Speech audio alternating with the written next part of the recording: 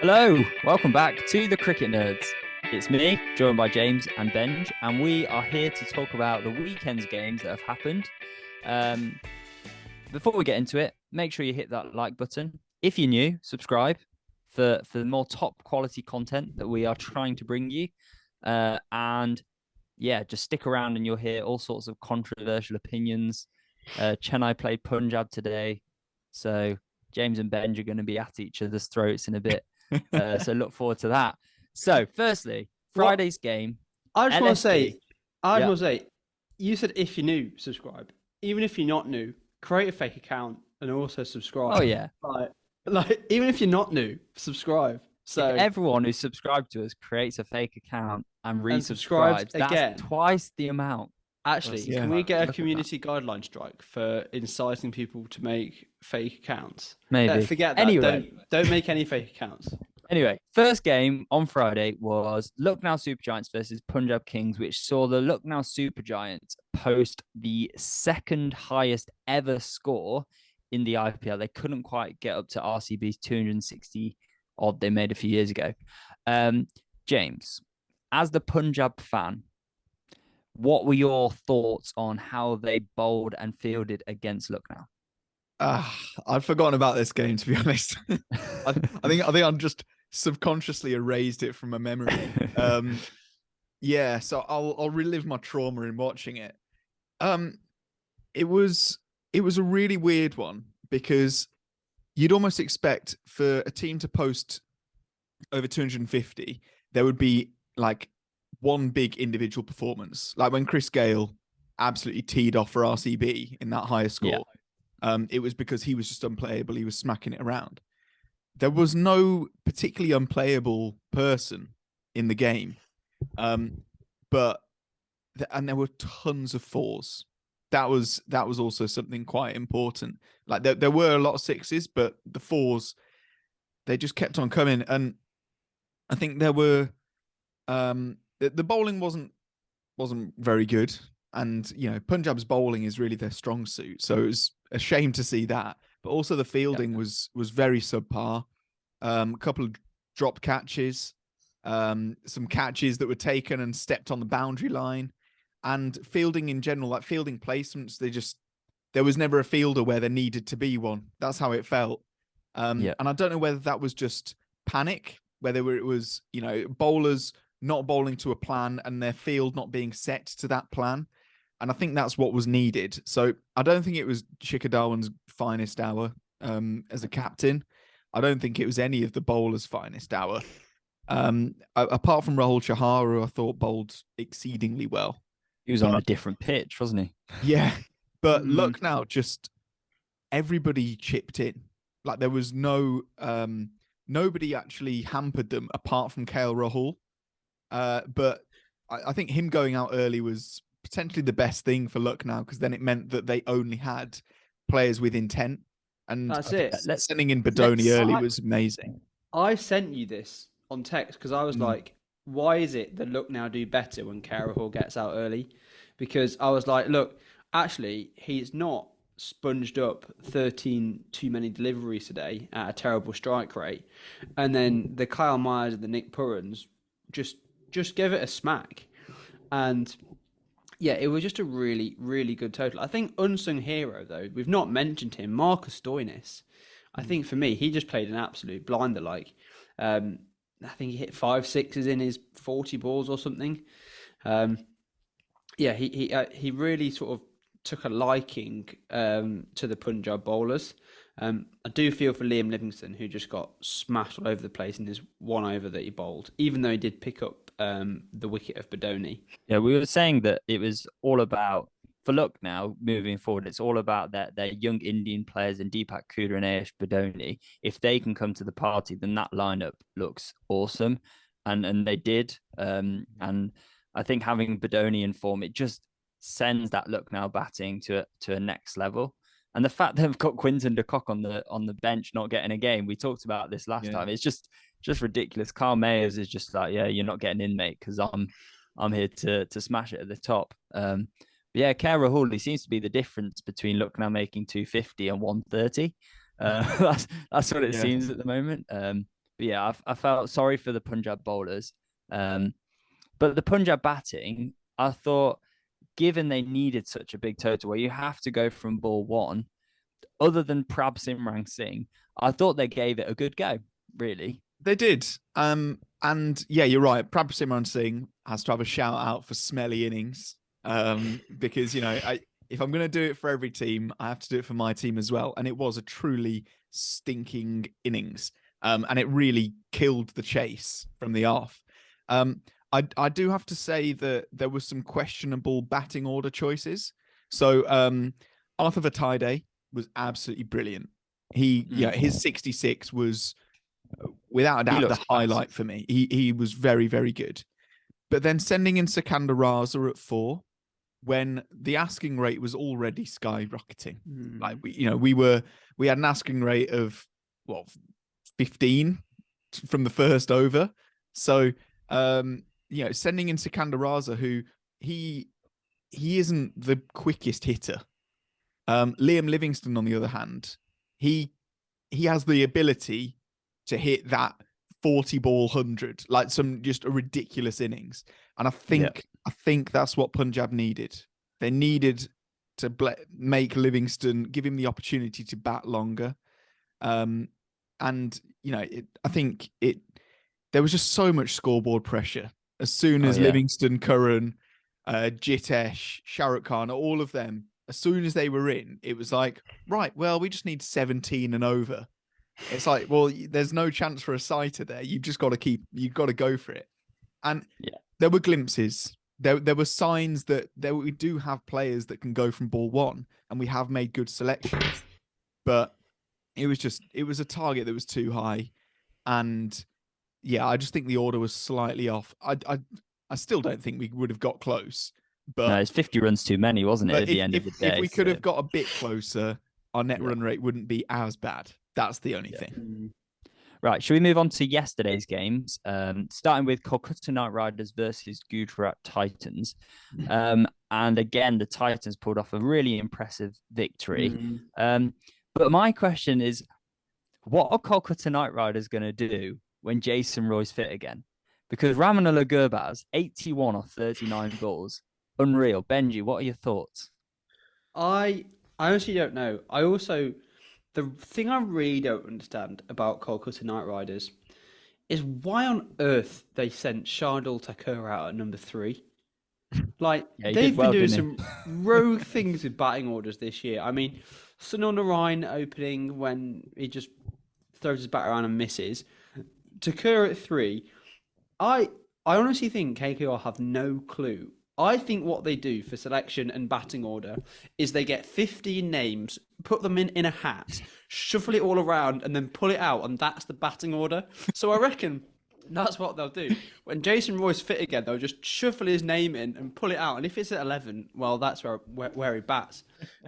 I think genuinely that is how the KKR selection's been done this year, because it's just all over the place. I don't understand it one bit, but I think Gujarat really outbowled Kolkata yesterday. I think really, with the exception of Rashid Khan, who had a very out of character day, let's say, because he was trash. He was bowling long hops. It was just all over the place, and it was really Josh Little who came to the rescue, and really bailed out Rashid Khan.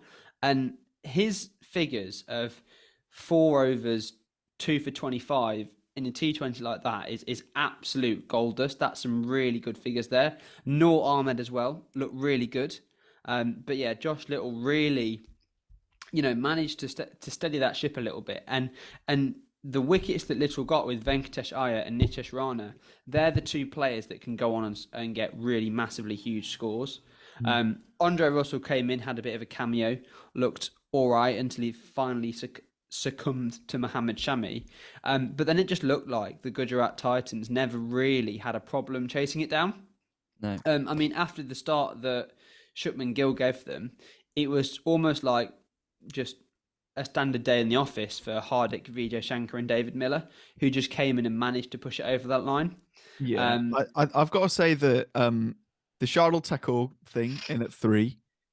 I've got a feeling that they wanted right-handed batters in the power play.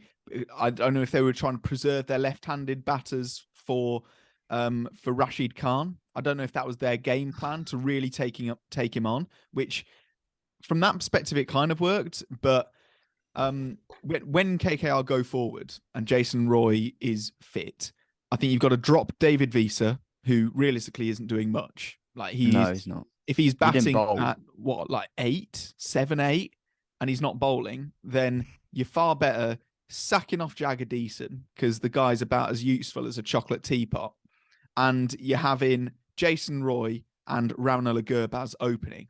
Those two are very exciting. They can Gurbaz can keep wicket instead of Jagadeesan. Yeah, and I think that sorts out some problems, doesn't it? I almost think KKR are trying to get too technical this year because similarly, like David Visa has opened the bowling for them this year as well. And then this game, he's just not bowling at all. It just seems like they're really confused. I don't know what you think about KKR, Zach. They just seem confused and don't have any defined roles, really. I think they do have defined roles. It's just like their opening batters are sorted. Their finishers are sorted. I think that Gujarat bowled very well against Rinku Singh. I think there's enough footage out there for them to kind of understand Rinku Singh's strengths, and that now teams are starting to work that out and nullify him a bit. And their bowling, I agree in terms of their bowling that they're not bowling their bowlers in the same way every game, which kind of puts bowlers off. Like with RCB, Mohammad Siraj, he's going to bowl in the power play primarily. Same with Mohammad Shami for Gujarat. A lot of these teams have these defined roles, but KKR don't really have that right now. So I definitely agree with you. And it seems like the spinners aren't consistent for KKR. Some games they look absolutely brilliant. It's like, they've got best spinning attack in the league. And then other games they look just a bit dodgy, really. But I think for Gujarat, it was just a classic chase for them. Of their top 8, I would say all of those top 8 can hit a 20-ball 40. So they're going to be able to chase these 190, 200 run scores without much hassle, really, especially when you've got Rahul Tewatia coming in and Rashid Khan at the end. It's just they've got a very, very well-built squad, and that's why they won last year, and that's why they'll challenge again this year. I think it gives them there's just no pressure for people like Vijay Shankar and Abhinav Manohar, when they can just come in and be like, well, I know that Rahul Tewatia is still coming in, and the guy is made of ice. Like he's got the coolest head around. I'm still batting with David Miller, so I can try and express myself. If I go out, so be it. They'll still get over the line. If I have the required rate up at 23 and over, it doesn't matter because they'll still get it. And that's stress-free cricket, isn't it? It is. Yeah. It must be nice. Yeah. Sunrisers. Go on, sorry. Oh, go for it. Well, I was going to say, newsflash, Sunrisers win a game of cricket. Well, they're playing DC, so they're back-to-back games, really. I mean, the last Sunrisers game was against DC. The last DC game was against Sunrisers. So they've basically played back-to-back. And the first game, me and James were kind of slating the batting lineups for not being able to score very well. So they must have watched it, taken on our advice, and then put up some decent scores, which was a decent batting track in Delhi. But yeah, I thought that Abhishek Sharma finally played that innings that Sunrisers have been waiting for the entire season. And Heinrich Klaasen finished the innings very well. But the middle order, Harry Brook, Aidan Markram, Rahul Tripathi, just isn't working for Sunrisers this season. And it's such a shame to watch. It really is, because you know that they're 3 match winners.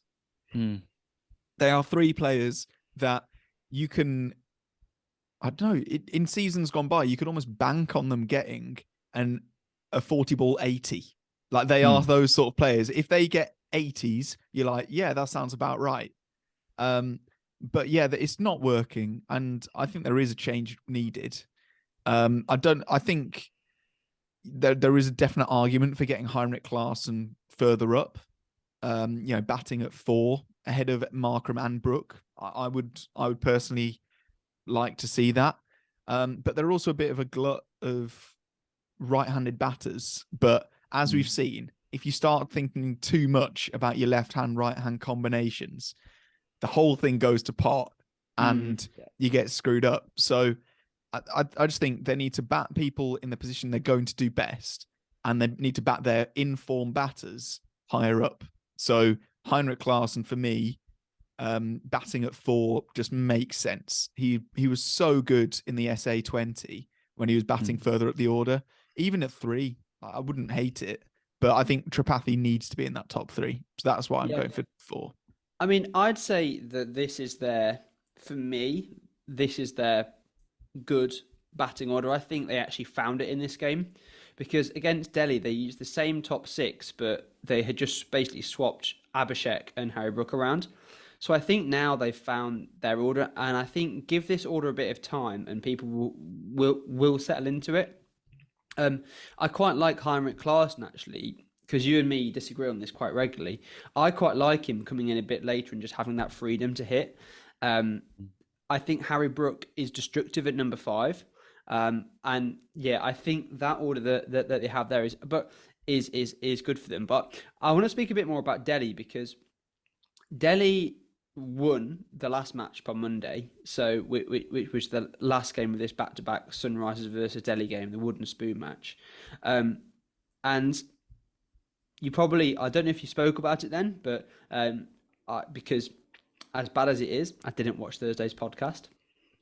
But I was really pleased to see Phil Salt in there, and I think he's finally come in and he's played that innings that he's known for. And I think he just looked really good and picked up where David Warner maybe failed. And I think he almost set them up for a victory, and it was their later on hitters that came in that almost lost them that chase. Yeah, for me, it was the key. The key to Sunrisers winning was the way Markande bowled.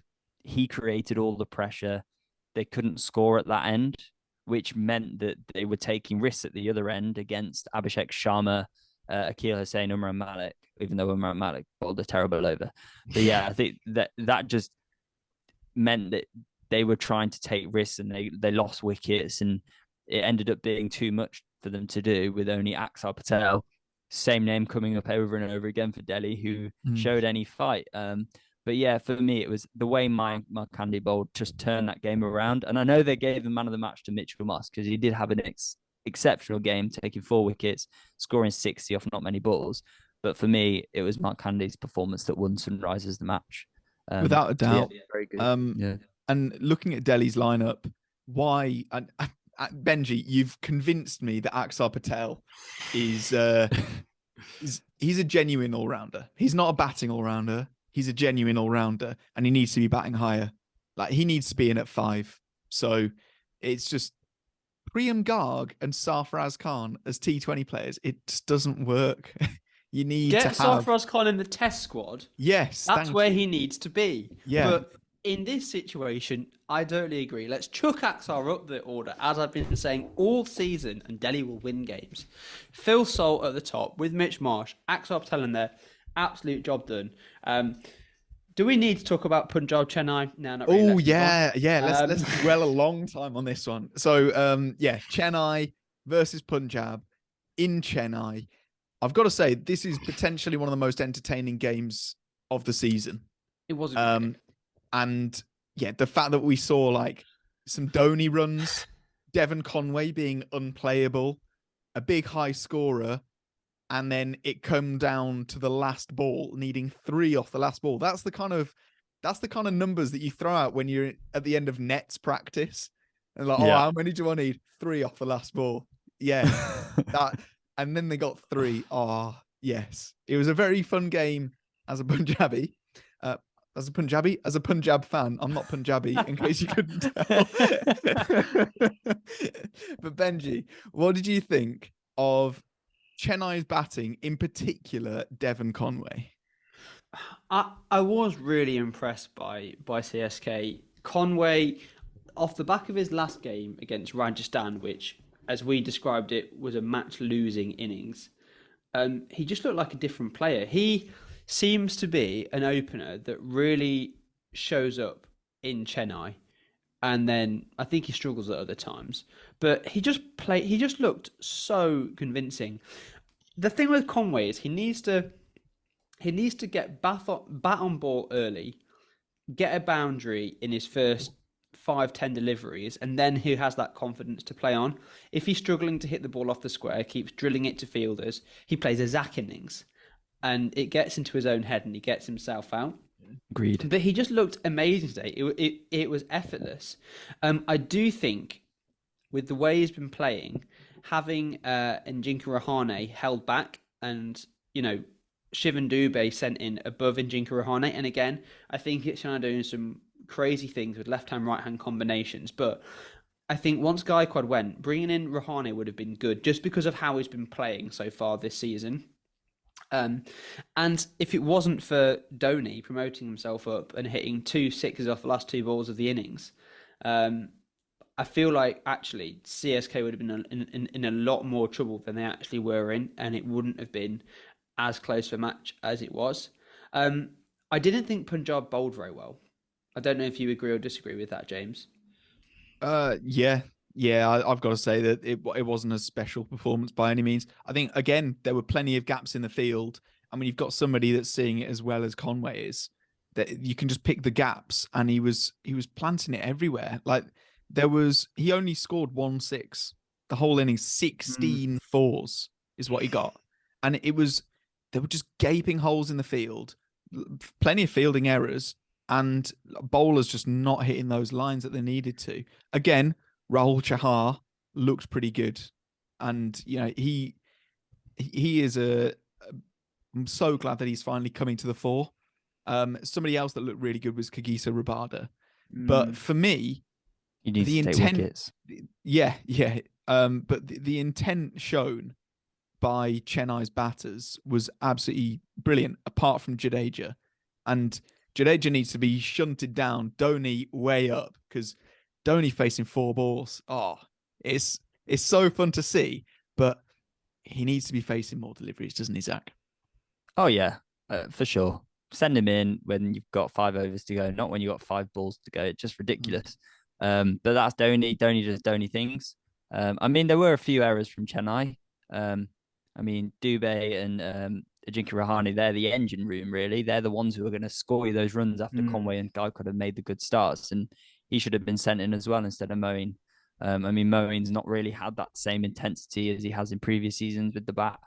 So, but for me, the difference between the two sides was Liam Livingstone's innings, which gave Punjab that momentum to get through to the end. Liam Livingstone is known for hitting big sixes, and that's what he did today. He finally came to the party for Punjab, and his innings in those middle overs just turned the tide, really, and gave Punjab that, like I said, that momentum.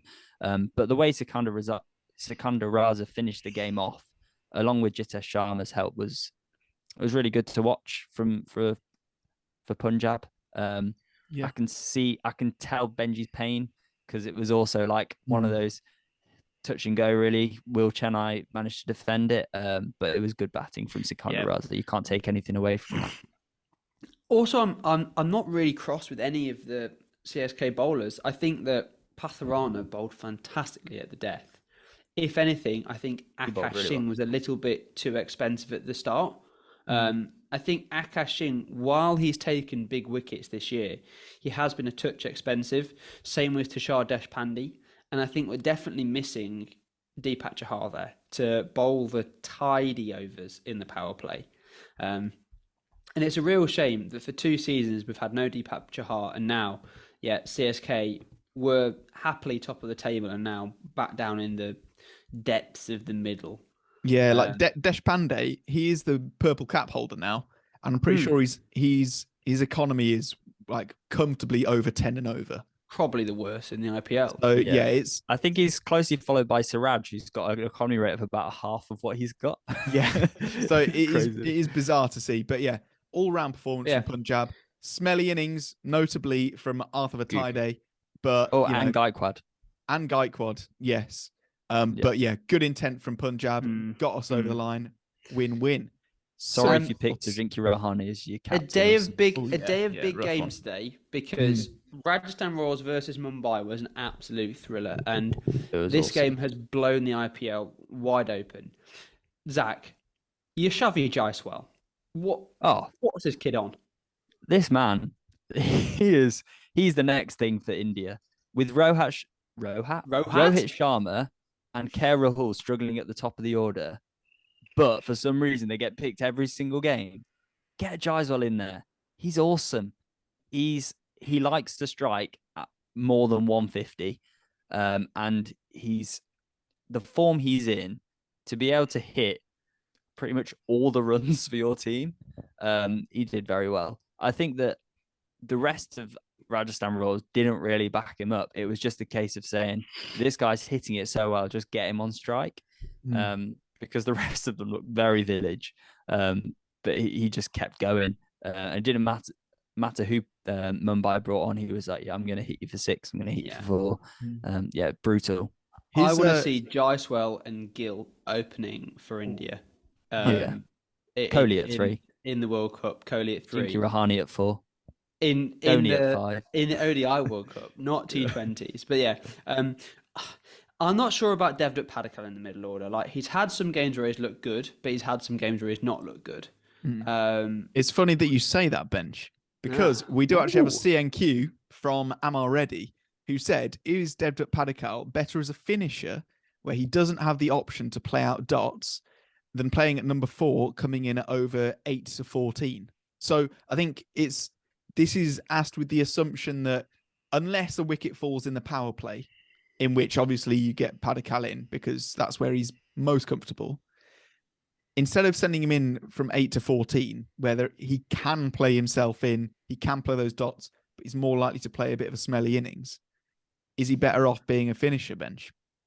Yeah, but who are they going to send in earlier on then would it be Sanju Samson, or would they do crazy things and put like Ashwin in again, which we've seen how well that's worked this season. Yeah. Like, next thing you know, they're going to be bringing out Trent Boult at 3.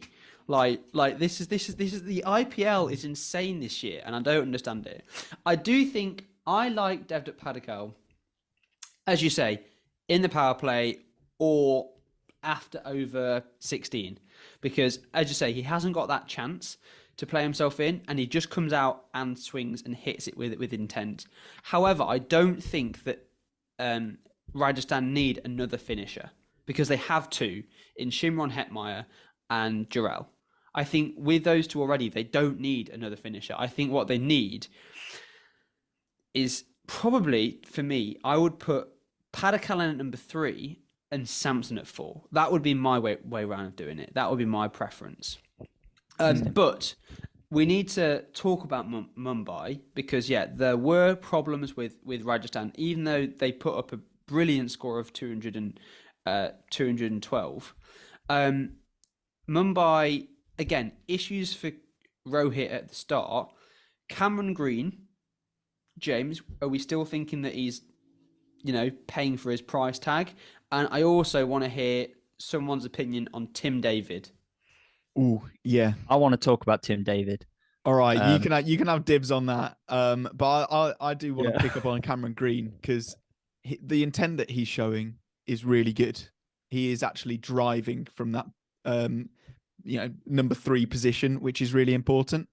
And intent was the name of the game. Like, you see what happened with Rajasthan. Nobody else was striking it well. Like Sanju Samson and Ravi Ashwin were the only ones that were able to hit over 130. Other than Jaiswal. Fun fact about Jaiswal, I did want to add it in. 112 of his runs were from boundaries out of 124. That's ridiculous. But Cameron Green absolutely smacked it. Surya Kumar Yadav, great to see him smacking it again. And then Tilak Varma, not a perfect innings, but Tim David came in and actually did play a perfect innings, Zach. Oh, for me, it's so scary. Not just because of his finishing ability, but the fact that he was able to score all those runs, knowing that the batters to come were Piers Trawler, Jofra Archer, Kartikeya, Riley Meredith, and Arshad Khan. Like, there was no one after that. if he got out, that was it, game over. But maybe that freed him up. I don't know. But yeah, it was. Yeah, I'm worried now for the rest of the season. Anyone who plays Mumbai is going to want to stay clear of Tim David. He has arrived as the Kyron Pollard replacement now. Yeah, so so It's yeah, scary. I want to. I A was just gonna commiseration say, shout out goes to Kuldeep Sen, who was the impact player, and his impact was 20 runs off one over. yeah, It feels bad. you hate to that see is it. feels bad. That is a feels bad. Sandeep, I still think Sandeep Sharma, his penultimate over was really good. I think he's bowling really well, and he's like the standout bowler for Rajasthan Royals this season. But it was a shame that Jason Holder, he's been picked in this team as being the death bowler, and he just hasn't bowled well at the death. He's bowled a lot of wides, a lot of full tosses, and you'd think Jason Holder would be like your reliable option, but he has struggled, and that's going to cost Rajasthan. But one of the things I've found interesting is the last 3 games, the man of the match hasn't been on the winning side. So JAISWAL got man of the match this time. Mitchell Marsh got it for the DC game, and Conway got it for the Chennai Punjab game. So it's showing that there's still hope for KL Rahul to get player of the match for Lucknow Super Giants, but his team won't win. So Yeah. Right. I think that's a good place to end because the IPL is set up so nicely now. Like, there's Gujarat on 12, leading the way after only 8 games. Lucknow are on 10, 8 games. And then after playing 9, Rajasthan, Chennai, and Punjab are all on 10 points. Could be joined by one of RCB and Mumbai. Sunrisers are on 6 with Kolkata, and then Delhi are languishing with 4 points. But what an even table. I don't think I can remember an IPL table looking this level after 8-9 games. So what I want everyone exciting. to do, just to demonstrate how crazy the IPL has been this year, is just to go on ESPN Cricket Info, click table, and look at the last 5 for the form, because I've never seen it more red and green all over the place. It's such a great IPL. It's going to be great. We're going to be here for the rest of the way. We're about the halfway mark now. Keep following us, keep liking, keep subscribing. Follow us on our social media. Listen to us on other platforms. All the info's in the description in the link tree. Bye.